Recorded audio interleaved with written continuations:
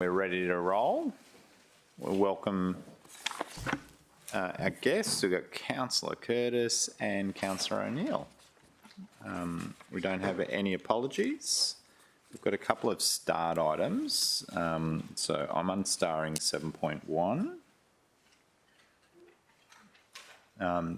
Is everybody happy with the proposed schedule of meetings? Yep. Divisional allocation, I think that remains starred. Audit and risk, work health and safety risk assessment. So did anybody have any questions on that or would like a presentation? Chairman, I just wondered if you wanted to unstar the list of committees, just so that we can have a brief chat about it. I just wanted to explain. The schedule of meetings? The schedule of meetings. Yep, sure. September financial report. Looks like the work health and safety risk assessment team are going to get away with it. That's good. And the forward plan. Rightio. So, yeah. 6.5. I had a conversation with the CEO a couple of days ago where I had an indication I thought that item may be getting withdrawn from committee or deferred to the future. Do you have any knowledge of that? I haven't heard about that yet, but when we get there, we'll get there. Understood. Rightio. So confirmation of minutes. Who'd like to thank you, Councillor McDonald, and seconded Councillor Pauline Young. All in favour? Carried. There's no conflict of interest that I'm aware of. And so that gives us 5.1, 6.1, 6.3, 6.4, 6.6 as starred. So do I have a mover? Thank you, Councillor Taylor. Move, Councillor Taylor. Seconded, Councillor Patterson. All in favour? Carried. And so that brings us to 6.2. But before we arrive there, Susan, would you like to say hello? Yes. So I'm Susan Crisp. I'm the new Executive General Manager of Business Services. So I started last Monday. So this is week 2 for me. So nice to meet you all. Thank you. So we've promised Susan that we'll be gentle with her today, okay? Mark? Mark? Right.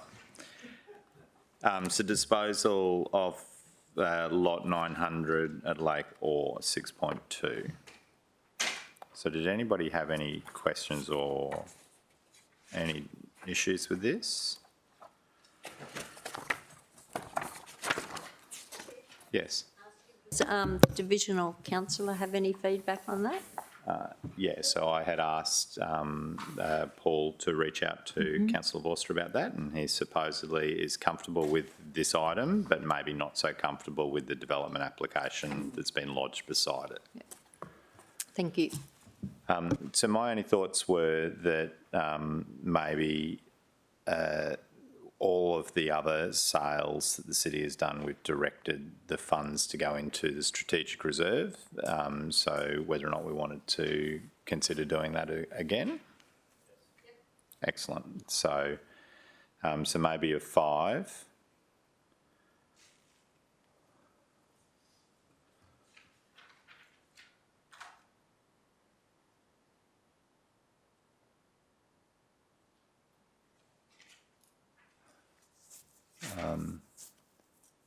That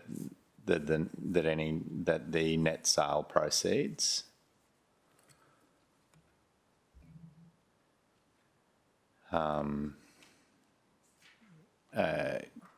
Jackie, how would you like us to word it? So the net sale proceeds be directed to the strategic priority reserve.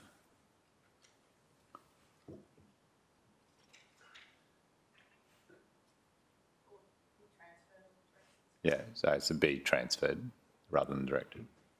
Thank you. Okay.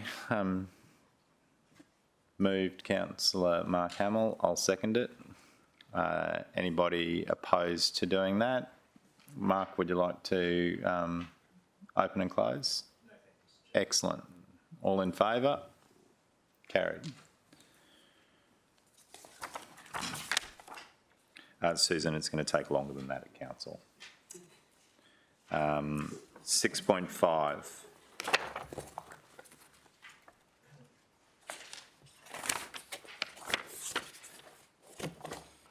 One CP policy review.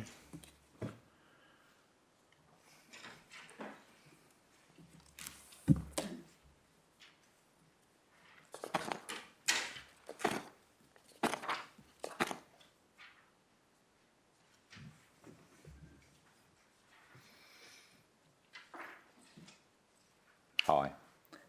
Did you want to talk through the presentation? Is there a presentation? There were some slides, but is that a presentation?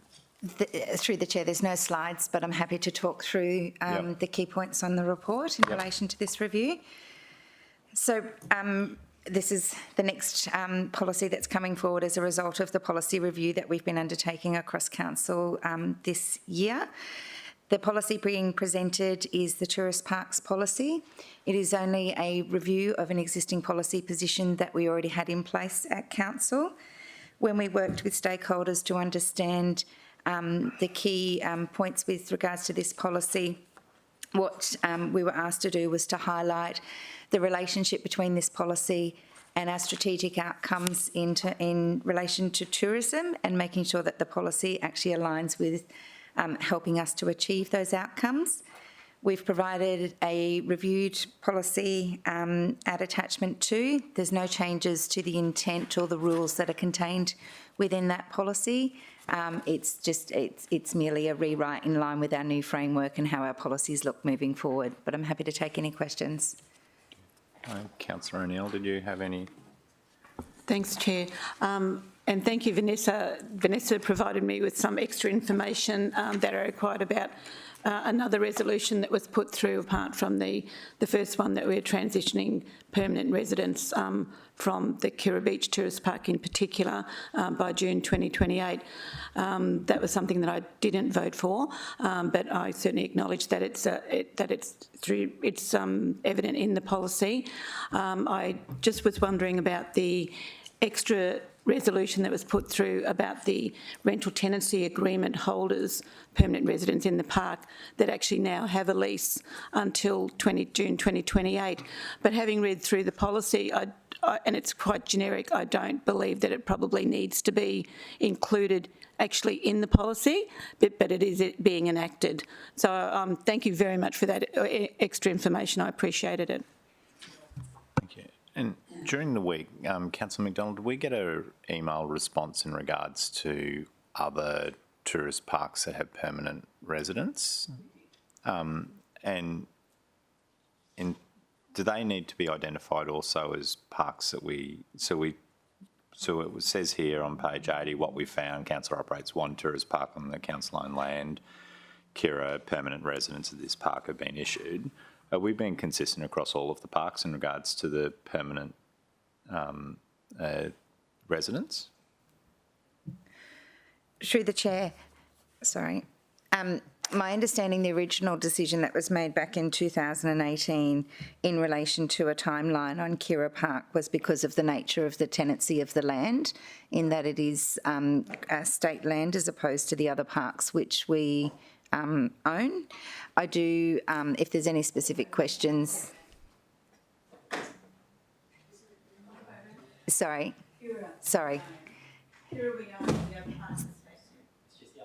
Yes, sorry. Yeah. But I do have Andrew here from Tourist Parks if there are specific questions around the details of that, if you'd like him to come out. Andrew's lucky enough to come out. So I suppose from a policy point of view, we didn't want the decision had been made so that the Kirra Park wouldn't be available after a period of time for permanent site rentals. But I'm not too sure why we have permanent site rentals at the other parks. Thanks, Andrew. My recollection when we made the decision initially was that there'd been a decanting of a whole lot of permanent residents to Kirra, and then we'd made a decision to stop that as well. Through the chair. So the permanent residents in our other parks other than Kirra were typically people who may have arrived, some of them in 1980 for a surf at Burleigh and never left.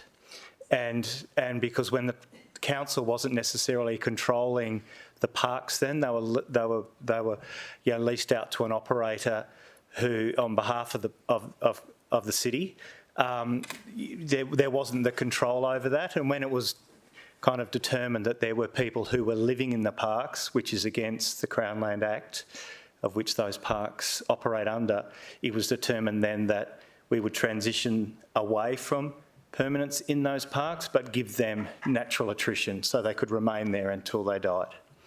So that number is now down to a few, 1 at Burleigh, 3 at Broadwater, and I think it's 12 at Tallebudgera.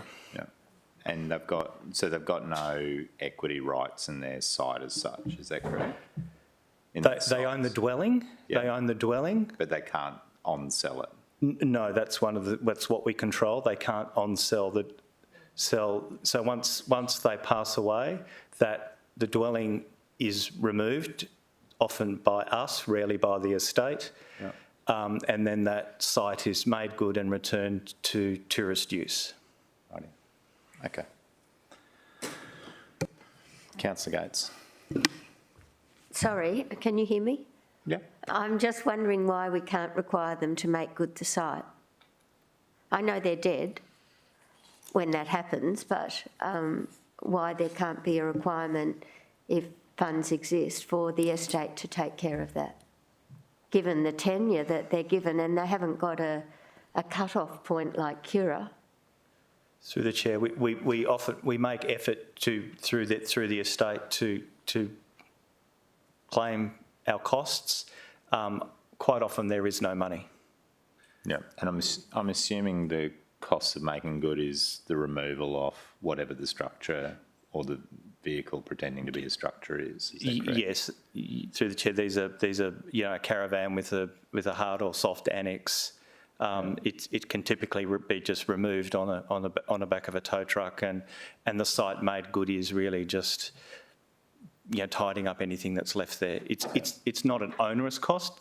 I accept it is a cost to the city. So maybe you could give us some idea of what make good, or what the most recent make good cost was, and then we'd maybe take it on notice and circulate it after the meeting. But it would be, because ultimately, if we've got 15 of those sites or something around that number in the non-Cura tourist parks, that's going to be a future liability that we just need to be mindful of. Councillor Gates. Well, I know it's a small number, but it's, in my view, it's not fair to the other ratepayers that we just accept that they can walk away and leave that site for council. So is there any way that they could provide some sort of payment or like an extra charge for their tenancy unless they commit to clearing their site or having it cleared? Has that ever been considered?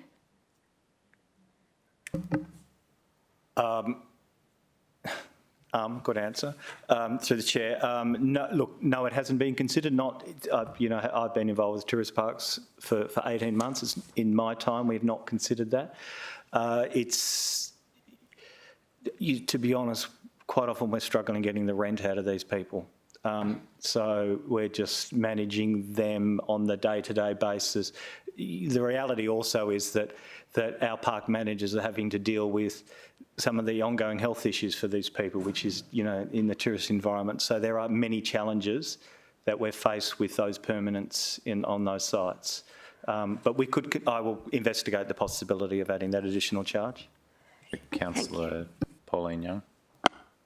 And thank you, Chair, through you. And I know that there has been one recently, probably in the last 12 months, at Ocean Beach Tourist Park, and I believe she was the last resident there, and it was, as you've identified, became a lot to do with health issues and that, and she was transitioned into care, and then the family removed her gear from the property. But as for anything else, I'm not aware of, but she'd been there for, I'm going to say 40 odd or 50 odd years or something. So, but it becomes quite onerous on the park managers when they every second day having to call an ambulance and things like that because family don't live close. And I know that resident had been there for a long period of time and everyone in the park looked out for her. So I think on that side of things, more on compassionate grounds, but also on the responsibility that comes back to the park managers, I think how far we go with pursuing that. Is it necessarily in the best interest of the city? I'm not sure. Thank you. Councillor Daphne McDonald. Thanks, Mr Chair. Look, this was in place for many, many years, and council then looked at natural attrition in those parks that were under state control. And many of these people are on Struggle Street. And, you know, I couldn't agree with Councillor Gates because I feel that, you know, we have to be a little bit compassionate. I know that the managers of the areas do have to deal with a lot of issues with some of the permanent residents. And I certainly wouldn't be supporting what has been suggested. Rightio. So I'll move the item, and if somebody can second it, I'll speak. Thank you. Seconded, Councillor Patterson. If you could just provide us with the rough cost of the most recent removals of site between now and council, that'd be appreciated. I think it's a delicate place that we're in because the City of Gold Coast operates tourist parks, and we operate them ultimately to provide better tourism facilities and outcomes for people visiting the city either by caravans or tents or staying in our on-site accommodation lodges. The State of Queensland is responsible for the provision of social and affordable housing, not the City of Gold Coast, but we have to strike that balance to make sure that the people that have been there for a long time are at least accommodated. So at Kira, we're going through a slow process in regards to offering payments to people who wish to move out. And I think the policy is, we've had a lot of talk today about things that maybe aren't in the policy, but the policy itself is a fairly simple document. Anybody else would like to speak for or against? Excellent. I'll take the vote. All in favour? Carried unanimously.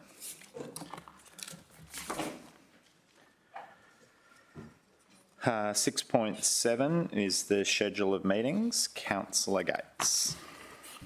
Chairman, I just didn't know whether everyone had had a look at this, and I just wanted to highlight where, because it's an election year, it's a bit tricky, and we're coming back a little earlier than we would normally.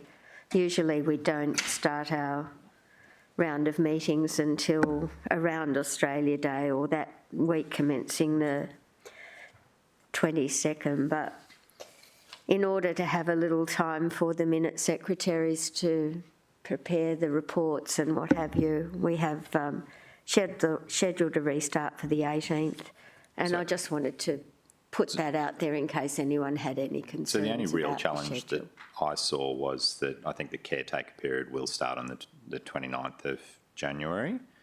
So the decisions that are made on the council meeting of the 30th that will stem from the committee meetings that are held before that are notionally in the caretaker period. So I don't know whether or not that has any. Maybe we could consider bringing that meeting forward, but again, there's just difficulties for the reporting. But That's correct. So but planning is the week before, which is usually the biggest problem after a break. So, I mean, consideration might want to be given to bringing it forward to the 25th. the alternate might be to have and I know Councillor Hamill had his hand up, but the alternate may be to have the committee meeting for planning then resolved through a special council meeting, in amongst there as well. So you have the normal committee meetings, but maybe just a special council meeting to deal with any decisions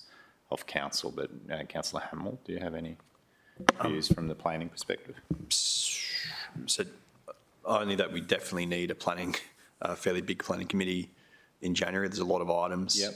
currently scheduled in for it. I just wanted to check, Do but you know so if any of those items are going to be impacted by the caretaker period? Chair, I can't profess to fully understand the rules around caretaker period, but reading what's in the report, my read of what officers have included in here is that any decisions in regards to development applications, the caretaker period doesn't affect. Is that correct, Mr Taylor? Through the chair, the caretaker period doesn't affect the majority of development applications, and most can be dealt with under delegated approval during that period anyhow. So there is a mechanism to approve applications during that period, because it is a 3-month essentially window. My read would be, Chair, we're not going to be bringing forward any recommendations for amendments to planning schemes or temporary planning instruments. So makes sense. all of that stuff won't be coming forward. It'll just be regular DA work and regular strategic update work. My question, and Mr Taylor may not be the answer this yet, but just looking in the forward schedules of the other committees, there wasn't notionally a lot showing in January. I guess I wanted to get an idea that we're not going to get a committee report for any of those committees come through with only 1 or 2 items, and it's a bit of a waste of time coming for it, or that we're not going to see cancellations of those meetings the week beforehand because there's not enough stuff on it. Through the chair, so Councillor Hamel, we've sort of undertaken a bit of a review between now and the election period with the org restructure as well. We know that we're a bit light on for the next round. It's about 20-25 reports for the full 6 committee meetings for the rest of December. We're also making efforts to only send through at that period the sort of essential and critical items, not reports that can be deferred until post-election and not during that caretaker period. So there's a bit of work going on in the background around the organisation restructure as well, and aligning those areas of responsibilities to the correct committees. What we do know is that generally that first round in January, most committees other than planning tend to get cancelled. So, if there's an opportunity, if a decision can be made earlier that those committees are cancelled, that gives an opportunity to bring that full council meeting forward to that week and have it out of the way and be out of the caretaker period would be, I would see as ideal myself, but depending on how much stuff is in committee. Through the chair, one thing I would mention is that the caretaker period is indicative only at this point in time. It doesn't commence until the Electoral Commissioner publishes the notice of the election period. So our best guess is the 29th. That's the feedback we've received from the department to date. It may fall into February, which means the council meeting in January wouldn't be in caretaker period. It could also be before then. They are aware that the 16th of March is smack bang in the middle of the month, and it does sort of cause problems around Easter as well. So the best guess is the 29th of January, but it's indicative until the Electoral Commissioner publishes the notice on the website. So it may be that the council meeting that's proposed on the 30th of January may not be in caretaker period. We were conscious of the consultation period is usually the same each and every year, albeit caretaker period hasn't generally started in January before. So there is the opportunity to bring it all forward by a week as well and make sure we are clear of that 29th date. But we were conscious of prior commitments and convention around the consultation period. But that whole round could be moved forward a week, which would make sure we are clear of the caretaker period for that meeting. So, but where we stand at the moment is on the 26th of August, the Queensland Electoral Commission wrote to all council CEOs advising them that the following proposed election timetable was a notice of election and start of caretaker period on Monday the 29th of January. So everything else is speculative other than what the ECQ have told us, you know. So the real choice that we have here today is, do we seek to compress the committee meetings, for example, that are currently scheduled for Wednesday onto the Tuesday, and then allow for the council meeting to happen on the Thursday, which then, you know, puts us within that time frame, you know. So, like, I mean, because I don't know what other exciting things that the city might be thinking of wanting to decide between now and then, but, like, I mean, we now have a November and a December meeting that are outside of the caretaker period, and then we've got an opportunity of making sure that the chances of it being outside of the caretaker period of hire, you know, so. So if we were to make the other two committees on the Tuesday and then the council meeting on the Thursday, would that present any problems for you, Matt? Through the chair, it is always a bit of a problem having committee meetings really close to a council meeting, particularly where there are sometimes change recommendations that go on in the background and work between the two. What I would maybe suggest is that we could potentially look at perhaps not scheduling a couple of committee meetings for that first round and send any urgent business that would otherwise go to one of those committee meetings straight to council, which would allow us to have a planning meeting perhaps on... So at the moment, you've got lifestyle and transport on Monday. So that would give you Tuesday and Wednesday to resolve anything. And then you've got GAF on, if you move that to the Tuesday, and we're really generally well behaved and don't go changing recommendations, and then the committee most likely to be cancelled for nothing on it is Councillor Castra's, you know, so I don't know. To me, it just makes sense to move those two committees to the Tuesday. If they get cancelled, they get cancelled, and then have the council meeting on the Thursday before Australia Day, you know. And if that doesn't fit, because I haven't discussed it with the Mayor's office, but if that doesn't fit the Mayor's itinerary, you know, well, maybe we can just change it back at full council.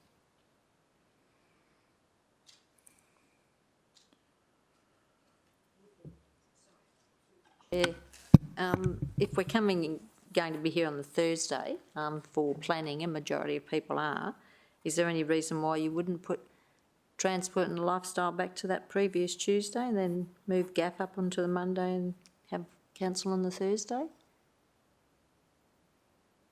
It's only once every 4 years that you're doing it, so that week commencing the 15th, is it, whether you do transport and that on the 16th, and if nothing happens, then, I mean, if both accounts cancelled, then you've just a thought. And that would give the Tuesday, the Thursday, then the Monday for GAF. So my reading of it at the moment is on the 18th, we've got planning, which is the committee most likely to have, 120 all items. Then we've got waste, which is the most well-behaved of all of the committees, you know, on the Thursday. The least viewed.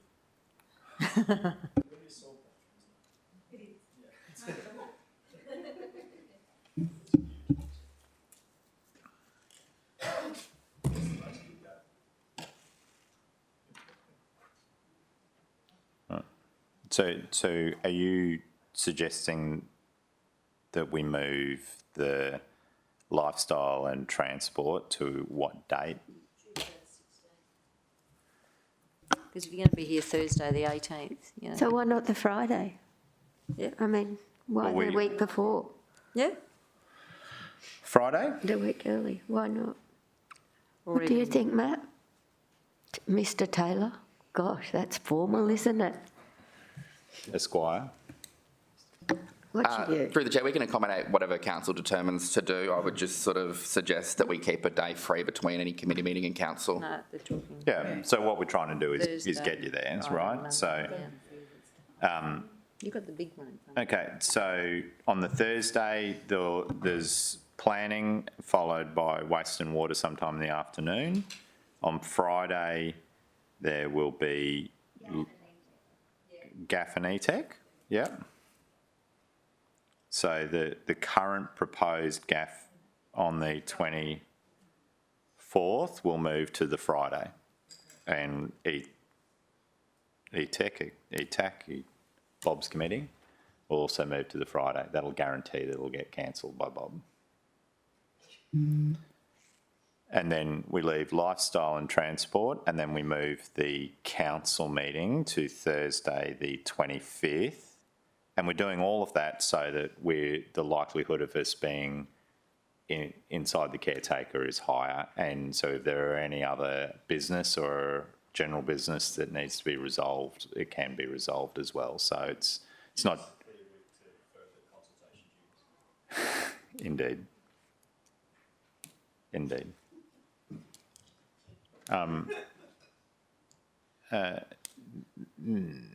Yeah, so are we happy with that general idea? Who would like to move it? Moved, councillor Gates. Who would like to second it? Seconded, councillor Pauline Young.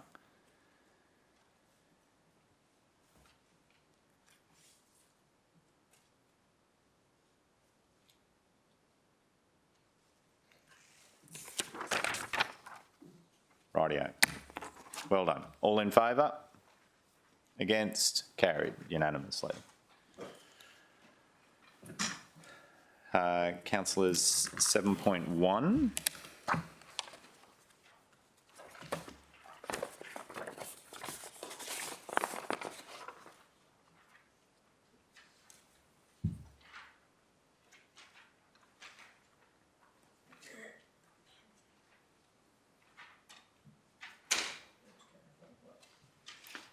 Hello, Chief.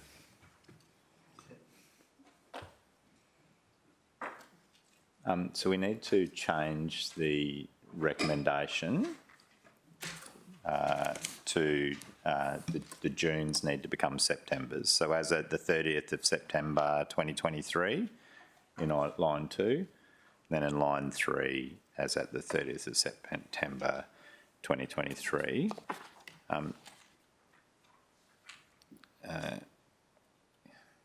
Karen, on page 96, in regards to 5.3, which is the discount for prompt payment, are the percentages themselves confidential? Through the chair, no, I don't believe they're confidential. Yeah.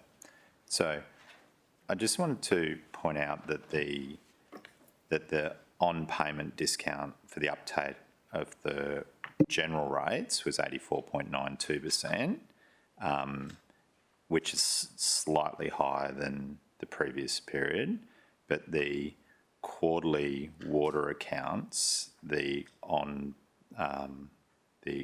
prompt payment, which don't have a prompt payment, is currently running at 88.29%. So I'm assuming the difference is predominantly because of the quarterly issuing of the bills? Through the chair, yes, that's correct. So with water billing, it's on a rolling billing basis. Each customer will receive their bill on a quarterly basis, but the way the bills are distributed is on a rolling billing basis. So we see quite variability in prompt payment on time due to where the bills are being issued. So it could vary from location to location depending on, I guess, how the customer pays. Yeah. And so if it's now on a rolling basis, quarterly rolling basis for the customers, for the water, is that relatively evenly spread out? So, or is there still a lag as it sorts itself? Through the chair, it's not relatively spread out because you will have locations where there's quite high density, so there would be more meter reads and more bills. So in areas such as Surfers Paradise, there would be more meter reads, therefore more bills going out. Councillors, are there any questions in regards to the item?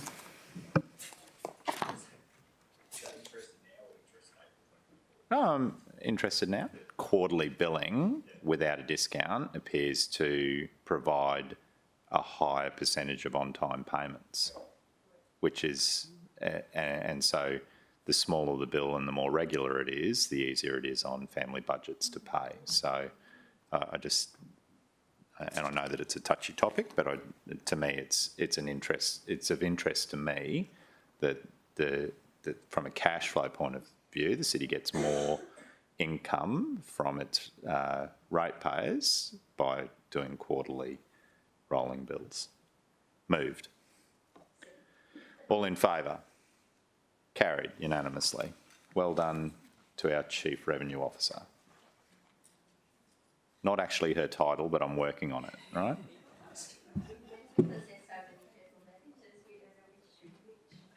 So I reckon we've got the opportunity to add, so anybody that creates more than $1 billion worth of revenue, Chief. Council, is there any other business? I reckon at 9:41 we've closed, and see, Susan, they were always going to be nice to you, and they were.